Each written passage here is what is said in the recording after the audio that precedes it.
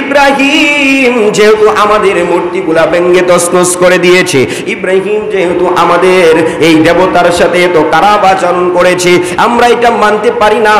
এই ব্যাপারে একটা ফয়সালা করার দরকার। ফয়সালা কি? আমরা এই বাদশাহ ফয়সালা করলো, আমরা এই ইব্রাহিমকে আগুনের মধ্যে নিক্ষেপ করব। বলেন নাউজুবিল্লাহ। আটু জুড়ে বলেন নাউজুবিল্লাহ। ইব্রাহিম আলাইহিস সালাতু ওয়াস সালাম কে বাদশা এখন আগুনের মধ্যে নিক্ষেপ করবে। বাদশা এত বড় আগুন করলো, বিশাল বড় আগুন, যে আগুনের দৈর্ঘ্য ছিল 24 মাইল, যে আগুনের প্রশস্ত ছিল 24 মাইল, 24 মাইল লম্বা, 24 মাইল চওড়া এবং 100 গজ এই গর্তটা ছিল। আল্লাহু আকবার। এত বিশাল বড় আগুন, এই আগুন এই বিশাল বড় গর্ত ভরার জন্য কাঠ কাটলো, পাহাড় থেকে রাশি রাশি কাঠ কেটে ওই স্থানের মধ্যে গর্তর মধ্যে রাখা হইল।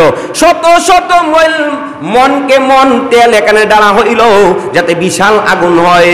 এক পর্যায়ে বিশাল আগুন যখন হয়ে গেল, এমন আগুন কিতাবের ভিতরে আসছে 1 মাইল উপরে যদি কোনো পাখি উড়া যাইতো তাহলে এই পাখি এই আগুনের তেজে পুইরা ছাই হয়ে যাইতো। আল্লাহু আকবার। এত বিশাল পাওয়ারই আগুন ছিল। এখন আগুন করলো, আগুন তৈরি হয়ে গেল। এখন ইব্রাহিমকে কেমনে আগুনের মধ্যে পালবে? তারা বড় আশ্চর্যের মধ্যে পইরা গেল। এখন কেমনে পালবে যে আগুনের দ্বারের কাছেও যাওয়া যায় না।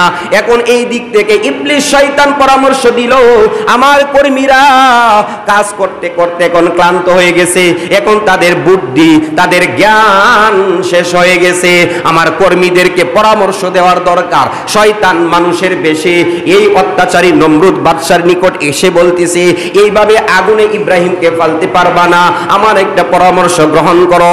আমার একটা পরামর্শ যদি তোমরা গ্রহণ করো তাহলে ইব্রাহিমকে আগুনের মধ্যে সহজে পালতে পারবা। কি পরামর্শ? তাড়াতাড়ি বলো। পরামর্শ হইল ইব্রাহিমকে আগুনে নিক্ষেপ করার জন্য একটা সরকি তৈরি করো, বিশাল একটা সরকি, যেই সরকির অপর প্রান্তে ইব্রাহিম থাকবে আর এক প্রান্তে তোমরা ঘুরাইবা, আর এই সরকির মাধ্যমে সহজে ইব্রাহিমকে আগুনের মধ্যে নিক্ষেপ করা হবে। বলেন নাউজুবিল্লাহ। আল্লাহর পয়গম্বর ইব্রাহিম আলাইহিস সালাতু ওয়াস সালামকে সরকির মধ্যে পুরাইয়া ওই আগুনের মধ্যে নিক্ষেপ করা হবে। আল্লাহ রাব্বুল আলামিন আসমান থেকে ফেরেশতা পাঠিয়ে দিলেন, একজন নয় দুইজন নয়, আল্লাহ রাব্বুল আলামিন আসমান থেকে 70,000 ফেরেশতা ইব্রাহিম আলাইহিস সালাতু ওয়াস সালামের এই সরকি ধরার জন্য পাঠিয়ে দিলেন। বলেন সুবহানাল্লাহ। আল্লাহর পয়গম্বর ইব্রাহিম আলাইহিস সালাতু ওয়াস সালামকে যখন সরকি গুড়াইয়া নমরুদের আগুনের মধ্যে নিক্ষেপ করা হবে, ফালা হবে, তখন তারা একজন নয় দুইজন নয়, চেষ্টা করতে করতে 4000 মানুষ মিলিয়া এই সরকি গুড়াইতেছে, কিন্তু তার কোনো কাজ আসতেছে না। এই রহস্য কি? অপর পাশে 70 জন ফেরেশতা দইরা রাখছে, আর এই পাশ থেকে 4000 মানুষ চেষ্টা করতেছে। ব্যাপার কি? এত কষ্ট করেও ইব্রাহিম আলাইহিস সালাতু ওয়াস সালামকে আগুনে নিক্ষেপ করা যাচ্ছে না। তখন ইবলিস শয়তান দ্বিতীয়বারের মতো আরেকটা পরামর্শ দিল, হে বাদশা, তোমরা 4000 কেন, যদি 4 লাখ মানুষেও চেষ্টা করো এরপরে ইব্রাহিমকে আগুনে নিক্ষেপ করতে পারবা না, কারণ এই সরকির অপর প্রান্তে 70,000 ফেরেশতারা এইটাকে বাধা দিতেছে। বলেন সুবহানাল্লাহ। ইব্রাহিম আলাইহিস সালাতু ওয়াস সালামকে আগুনে এখন কেমনে নিক্ষেপ করব? শয়তান দ্বিতীয়বারের মতো পরামর্শ দিল। এখন আমার একটা পরামর্শ হইল, এই স্থানের ভিতরে এই হাজার হাজার লক্ষ লক্ষ জনতার সামনে যদি তোমরা 40 জন যুবক এবং 40 জন যুবতীকে একসাথে জিনা করাইতে পারো, একসাথে এদেরকে খারাপ কাজ করাইতে পারো, গুনার কাজ করাইতে পারো, তাহলে রহমতের ফেরেশতা এখানে থাকবে না, লজ্জিত হইয়া ফেরেশতাগুলা চলে যাবে, তোমরা সহজেই ইব্রাহিমকে আগুনের মধ্যে ফেলে দিতে পারবা। বলেন নাউজুবিল্লাহ। ইব্রাহিম আলাইহিস সালাতু ওয়াস সালামকে আগুনে নিক্ষেপ করার জন্য এই শয়তানের দ্বিতীয় পরামর্শ এই নমরুদ বাদশা গ্রহণ করে ডাকলো, 40 জন যুবক এসে যাও, যাও, 40 জন যুবক এসে গেল, 40 জন যুবতী এসে যাও, 40 জন যুবতী এসে যায়, 40 জন যুবক যুবতী পরস্পরে একত্রিত হইয়া এই স্থানের ভিতরে যখন তারা জিনা করলো, যখন গুনার কাজ করলো, অন্যায় কাজ করলো, লজ্জিত হইয়া ফেরেশতাগুলা চলে যায়। এখন ইব্রাহিমকে আগুনের মধ্যে নিক্ষেপ করে দিবে এমত অবস্থায় হয়ে যায়।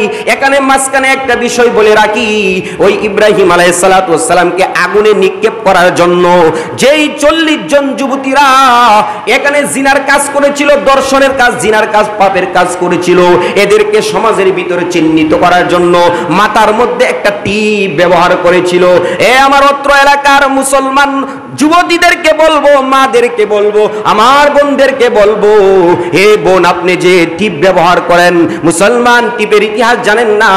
এই টিপ কোথায় পাইলো? টিপ আসলো ওই নমরুদের যেই সমস্ত পাপিষ্ট নারীগুলা যারা জিনা করেছিল, যারা অন্যায় করেছিল, গুনাহ করেছিল, আর সমাজের ভিতরে তাদেরকে চিহ্নিত করার জন্য কপালের মধ্যে টিপ দিয়েছিল। আর এই টিপ আজকে আমাদের মুসলমান বোনেরা, মুসলমান মায়েরা তাদের কপালে লাগাই, বলেন নাউজুবিল্লাহ। আমাদের সন্তানদেরকে, আমাদের মেয়েদেরকে, আমাদের স্ত্রীদেরকে ওই সমস্ত টিপ থেকে আমরা নিষেধ করব। রাজি আছেন ইনশাআল্লাহ? টিপ যাতে না দেয় এই জন্য আমরা নিষেধ করতে পারবো। এরপরে ফেরেশতা চলে যায়। এখন সহজে ইব্রাহিম আলাইহিস সালাতু ওয়াস সালামকে আগুনের মধ্যে ফেলে দিতেছে।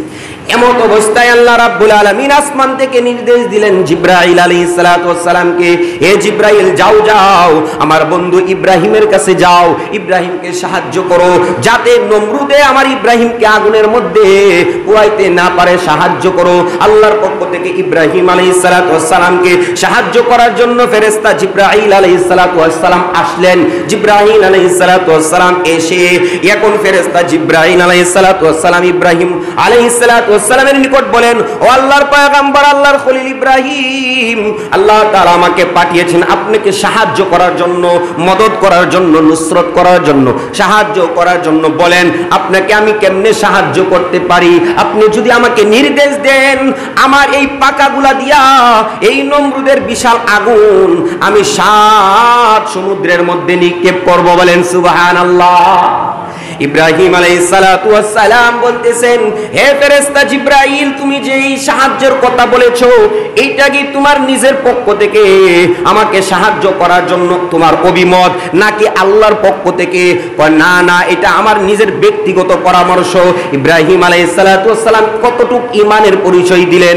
ইব্রাহিম আলাইহিস সালাতু ওয়াস সালাম তখন বলেছিলেন, হে জিবরাইল, আমি তোমার সাহায্য চাই না, আমি তোমার কাছে নুসরত চাই না, আমি তোমার পরামর্শ চাই না, বরং আমি এমন রবের সাহায্য চাই যিনি আসমান, জমিন, পাহাড়, পর্বত, তুমি ফেরেশতা আজরাইল, জিবরাইল, আমি ইব্রাহিমকে যিনি সৃষ্টি করেছেন ওই আল্লাহর মদদ, ওই আল্লাহর সাহায্য চাই। বলেন সুবহানাল্লাহ।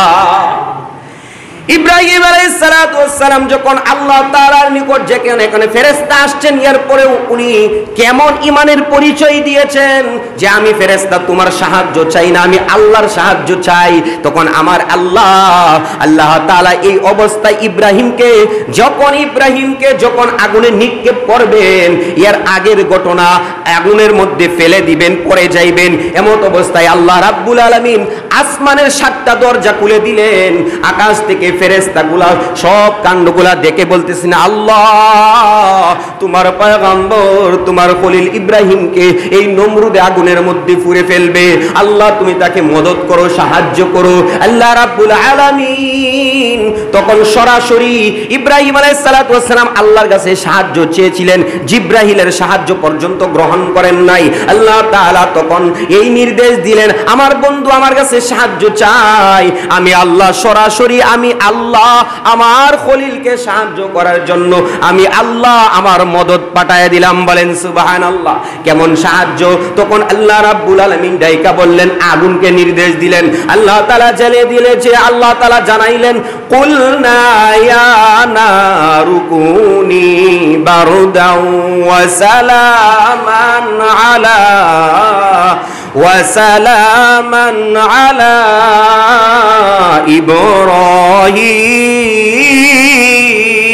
ইব্রাহিম। আল্লাহু আকবার।